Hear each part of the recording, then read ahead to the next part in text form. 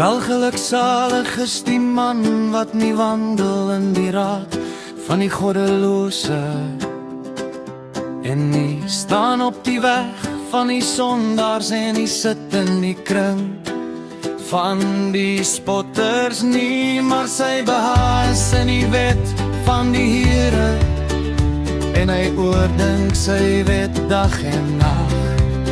En hy sal wees soos 'n boom wat geplant is by waterstrome, wat sy vrugte gee op sy tyd en waarvan die blare nie verwelk nie. En alles wat hy doen, voer hy voorspoedigheid. Soos die goddelose mense nie, maar soos kaf wat die wind verstrooi.